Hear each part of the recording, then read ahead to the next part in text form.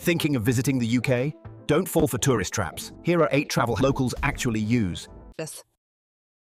Hack number 1. Never exchange money at the airport. You will lose half your budget in fees. Instead, Hack hashtag 2. Trains are pricey unless you grab a railcard. Save a third on journeys across England, Wales, and Scotland. Hack hashtag 3. In London, forget the Oyster card. Just tap your bank card or phone. Locals do it every day. Hack hashtag 4. London rush hour is chaos. Travel off-peak, you will save cash and your sanity. And wait until you see... Hack 5. The UK's best stories aren't told from a bus. They're in the streets. Hack number 6. Don't waste hours in line. Book online for free museums, castles, and even stone. Hack number 7. Driving the UK's winding roads. Go automatic. Forget stalling on hills. You'll glide through castles, coasts, and countryside stress-free. Hack number 8. Be smarter than the tourists.